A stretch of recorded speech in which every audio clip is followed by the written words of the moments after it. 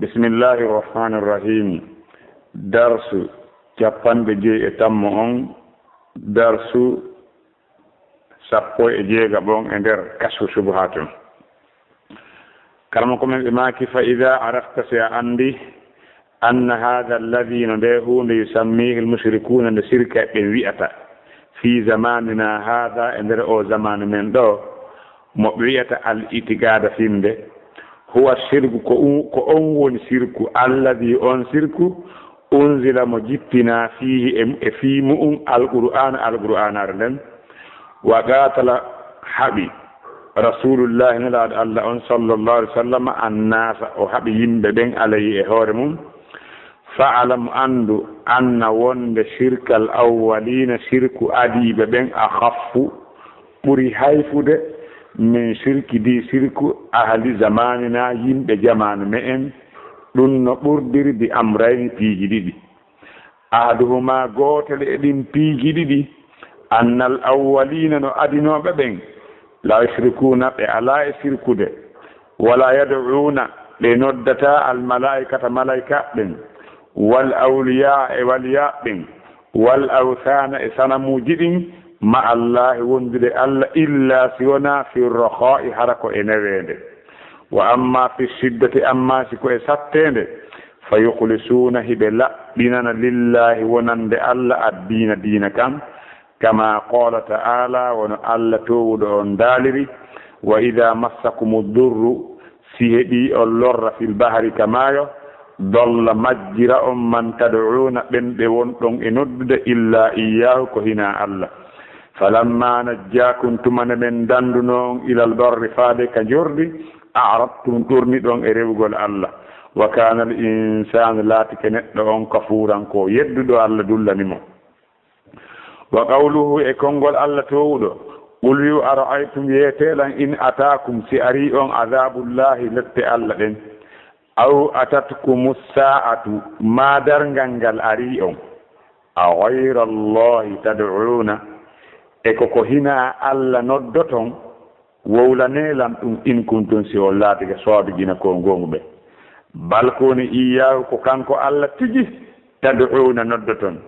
fa yaksifu o hunca ma tad'una konko wonɗon mo noddirde ilay faada e mum inchaa sihimo faala fewndo ɗon watan sawno yejjiton ma tusirkuna konko wonɗon e sirkude wa qawluhu e konngol allah وإذا مس الإنسان سمينين ضر اللر دعا ربه ونود جومي مكو منيبا كأتوب رتي إليه فاد جومي مكو إلى قوله جانغو أن آية ها هوتاك ألا دالدون قل أتمتع دكي متر بكفرك كيف راكما قليلا سيدا إنك نعم من أصحاب النار كواجادين بيته وقوله إكونغول الله وإذا غشيهم سسدي يمبه موج مرلود ndiyam kazulali wono niɓe da'awu Allah ɓe nodda Allah mukhlisina lahu dina ɓe laɓɓinana mo dina kam kalmo ko men ɓe maaki faman fahima hadihi kala on faamuɗo oɗo almasalata lande faman fahima kala faamuɗo hadihi almasalata oɗo lande Allah ngal ɗo landal allati ngal waddaha Allahu ngal Allah ɓangini fi kitabihi ka deftere makko ko hon ɗum faanda on masala wa hiya no ɗum anna almushrikina wondena sirka ɓen alladina ɓen qatalahum rasulullahi sallllahu alayhi wa sallam ɓen ɓenelaɗo haɓu noon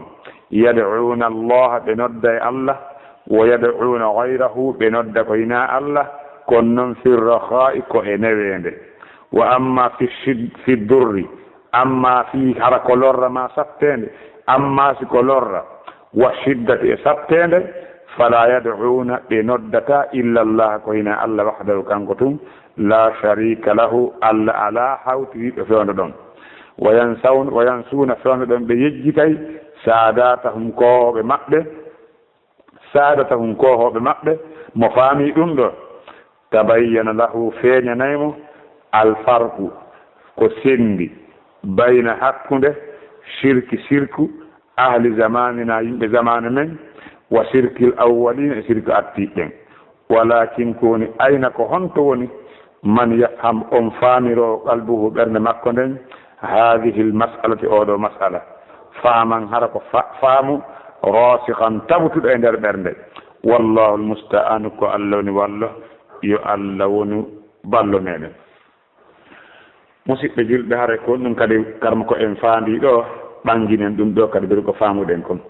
haray ka fewmiɗen koye sengo ɗerol 66 nanen en wiggitino wowlugol sanga fuɗɗagol darson yo allah hawne sawaba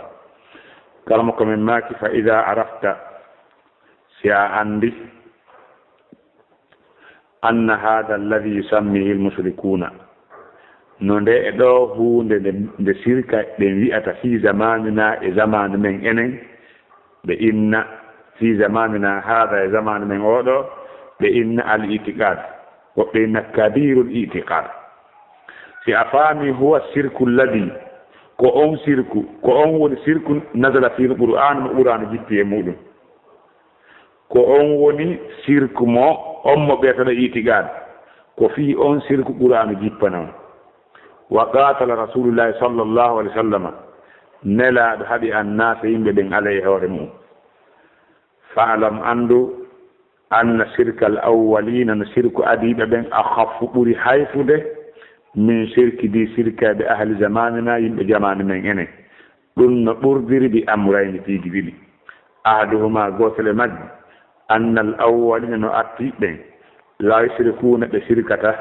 wala yad'una ɓe noddata al malaikata malaika ɓen wal awliya e welliɓe ɓen waliya ɓen wal awsane sanamuji ɗin ɓe noddata ɗum ma allah e wondude allah illa si wona fi raha e newende wa amma fi shiddat amma si tawi hara woni ko e sattende wa amma fi shiddat amma si ko e sattende fa yukhlisuna hiɓe laɓɓinana lillahi wonande allah addina diina kan waddu e duwa on fof kama qala taala wono allah daaliri wa ida massakum durru si heeɓi on lorra fi bahri kamayo dalla majjira on man tad'una ɓen ɓe wonɗon e noddude illa iyahu ko hina kanko falamma najjakum tumande men danduno on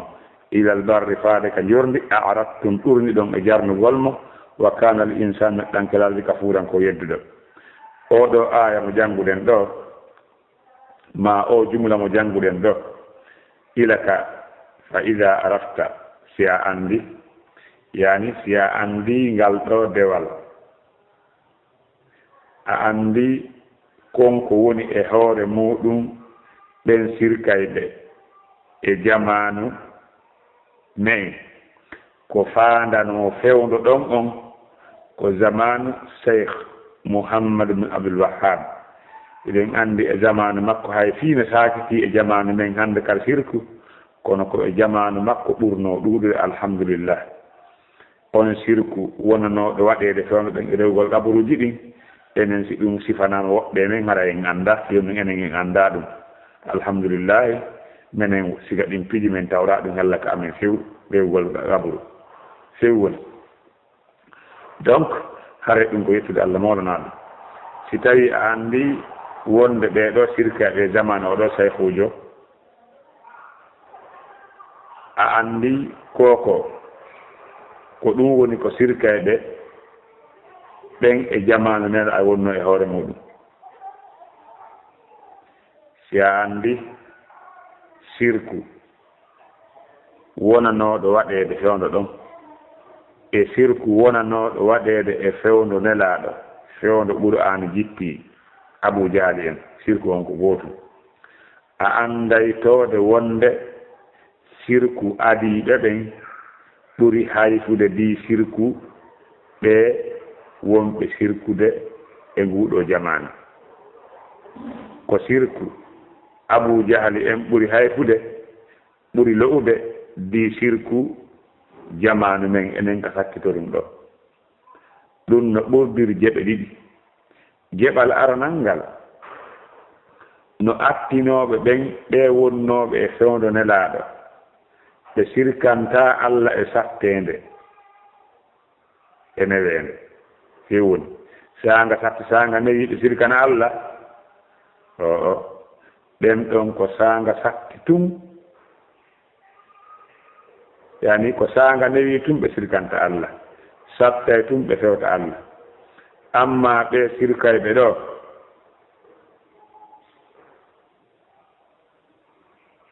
kanam ko min maaki alwajil awwal anna haula'i yani ɓeɗo wonɓe jamanu sakkitormum yusirkuna billahi fi shiddati warrakhai ɓe sirkanay Allah e sattende e newende wa amma ulaika almushrikuna alladina bu'ita fihim rasulullahi sallallahu alaihi wasallam fa innama yushrikuna fi rrakhai wa yukhlisuna fi hali shiddati kama qala ta'ala wa idha massakum ad-durru fil bahri dalla man tad'una illa iyyah al-aya فكانوا إذا ركبوا في الفلك دعوا الله مخلصين له الدين لا يدعون غيره ولا يسألون سواه ثم إذا أنجاهم إلى البر إذا هم يشركون أو فريق منهم بربهم يشركون فهذا وجه دوكو يسغوني كرمكم من بماكي محمد بن صالح العثيمين جوني فادي ماكي دو أون جوني دو ماكي wonde sirku adiiɗo ɓen ɓuri haysirde sirku sakkiti ɓen je mba façon ɗiɗi laawol aranolngol no ɓeeɗo sirkayɓe e jamanu sakkitingu ngun ɗo ɓeeɗo sirkana e Allah e sattende e newende fof ɓe sirkay amma noon adinooɓe ɓen ɓen wonnooɓe e jamanu nelaaɗo ɓen ɓe Qur'anu jippino e hoore mu'um nelaaɗo haɓi ɓe o dagini ɗiɗe maɓɓe jawle maɓɓe ɓen ɗon ɓe sirki wo e newende amma si tawi ko sattende ɓe laɓɓinanayi Allah dewal ngal wono Allah on yewtiɗen e nder ɗe ayeje ɗe jannguɗen ɗo am Allah daali wa ida massakum durru si heeɓi on lorra fil bahri ka maayo dolla majjira on man tad'una ɓen ɓe won ɗon e noddude illa iyahu si wona kanko Allah Allah daari falamma najjakum tumande o dandunoon ilal barri faade ka jorɗi a arattum ɗurni ɗon wa kana al insanu kafuran neɗɗo laaɗude ko o yedduɗo ɓeeɗo sirkaɓe ɓe laatino si ɓe ƴawino ka laaɗe ɓe laɓɓinana e Allah diina kan ɓe noddata ko hina Allah ɓe torotako ko hina Allah ko tumande Allah dandi ɓe artiri ɓe ɓe yoolaki toon ko on say noon ɓe sirkana Allah ma feddogo e maɓɓe wonande joom maɓɓe sirkude amma ka Allah daari ɗon qul wiu ara'aytum wiyetelan in atakum si ari on adabullahi lette Allah ɗen aw atatkum saatu ma dargal ngal ari on a gayra allahi tad'una e koko hina Allah noddoton in kuntum si on laatike saabijina ko ngongu ɓe bal o iyahu ko Allah tigi tad'una noddoton fa yakshifu o hunca o itta ma tad'una konko won ɗon mo noddirde ilay e muɗum o itta nden saftene nde faala ɗon yo iw inchaa ɗum noon ko simo faala watan sawno yejjiton ma tusirkuna konko won ɗon sirkude karama ko men Muhammad ibn Salih Uthaymin ɓe maaki ɗum ɗo kad no tindina wonde no ɓeeɗo sirkayɓe هذه أيضا تدل على أنهم كانوا يشركون في حال الرخاء وأنهم إذا أتاهم عذاب أو أتتهم الساعة فإنهم لا يدعون غير الله كما قال تعالى بل إياه تدعون فيكشف ما تدعون إليه إن شاء وتنسون ما تشركون نعم فهم في هذه الحال ينسون ما يشركون wala yad'una siwa Allah azza wa jalla e holli ɗo wonde oɗo aya kadi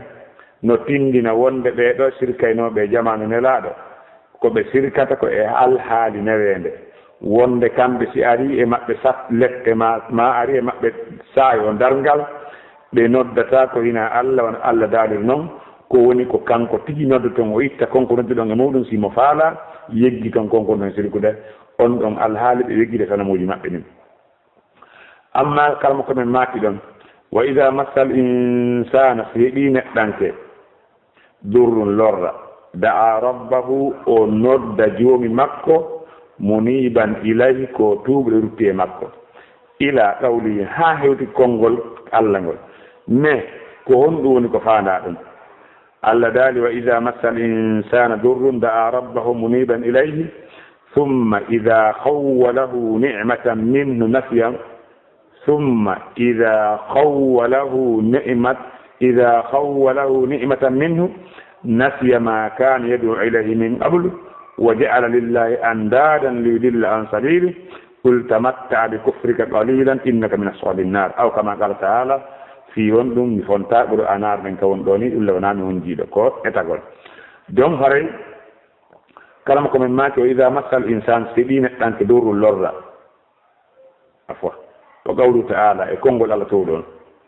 كلامكم مات وكونغول الله تودون كذي وإذا مس الإنسان سبين دور اللرة دعا ربه ونود جومي مكو منيبا إليه كوتوب لرتي فاد مكو ثم رفت إذا خوله سأل أقيم نعمة النعمة منه إمود مكو هون نسي ويجت ما كان يدعو إليه من قبل ويجت كونكو آل وندنو آل إمؤنكو أدي وجعل لله أندادا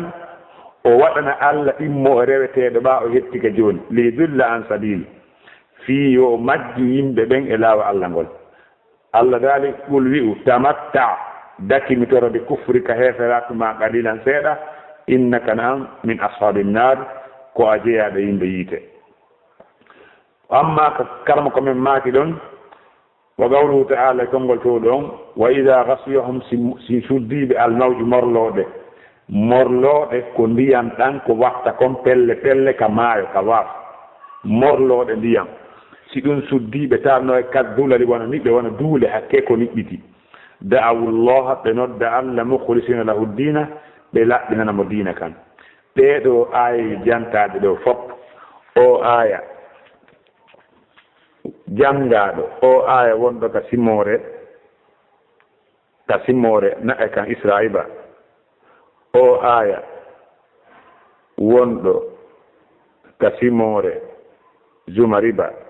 o aya wonɗo ka simore ɗa on tode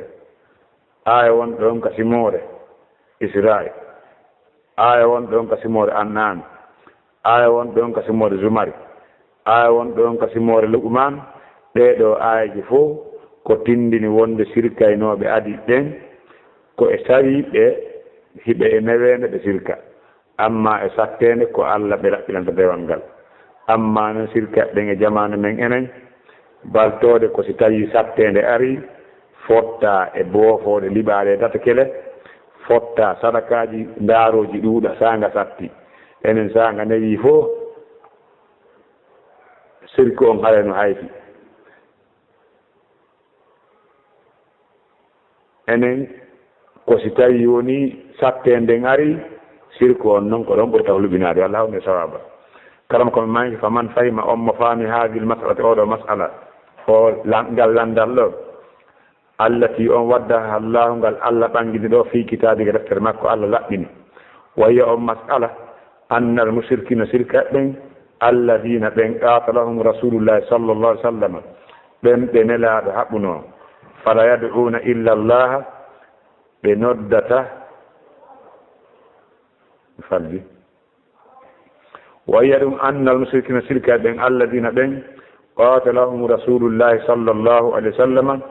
ɓen ɓe nelaɗo haɓɓuno yad'una allaha ɓe nodda e Allah wa yad'una gayrahu fi raqa'i ɓe nodda koyna Allah e sattende ɓe nodda e Allah ɓe nodda koyna Allah sanga newi wa amma fi darra'i amma sanga lorra ma sidda wa shiddati fala yad'una illa Allah nodda koyna Allah wahdahu kanko la sharika lahu ko hollan trompule ko hollan ɗuɗɗe faljinde ko tawde windoɗi defte en no seedi ko ɗum hollan trompude wonde goo mi haɓɓo noon mi naɓay ko woni kon e deftere wotere tawale ko defte ɗiɗi mon darde fi andugol si ellanoɗa mi yiltiraɗa nam defte goo no woodi wa winduɗe wa amma fi darra'i wa shiddati amma deftere matiɗi dinɗe atti ɗen hendade ɗen ko windi e majje kon ko wa amma fi durri na fi darrai wa amma fi durri windi ko ɗum wollankiron pude wa amma fi durri wa shiddati ɗum ko defte ɗe attude hendade ɗe ɗen ɗani durri ko lorra darrai ko lorraji ko jamɗu darrai won durri wa shiddati e sattede fala yad'una illa allah ɓe noddata ko ina allah wahdahu kanko tum la sharika lahu allah ala hawtiɗiɗɗo wa yansuna ɓe yejjita sadatahum kohoɓe maɓɓe ɓen on mo faami ɗum ɗo tabayyana lahu ɓanganaymo alfarqu ko sendi kon bayna hakkude shirque ahli zamanina sirku jamani men enen wa sirque awwalina sirque ɓeeɗo artiɓe walakin koni ayna ko honto woni man yafhamu qalbuhu on faamirowo ɓernde makko nden hadihi lmasala oɗo masala hara kadi ko faaman hara ko faamo rasihan tabtuɗo wallahu almusta'an ko allah woni ballo ko karam ko min faandiɗo kadi mo allifu rahimahullah ɓe ɓanginiɗo wondon sirka ɗen e jamanu maɓɓe kamɓe karam ko mouhammad ibn abdul wahhab ko ɓen ɓuri sattude sirku di sirkade e zamanu sirku di sirka ɗen e jamanu nelaɗo sabu no sirka ɗen e zamanu makko laatinoke hiɓe nodda wondude allah sanga nayi amma sattende ɓe sirkata fewuni ko allah tinde nodda ɗum ko sirka ɗen e jamanu nelaɗo amma sirka ɗen e jamanu oɗo saykujo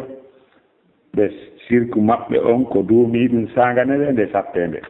wallahu almusta'an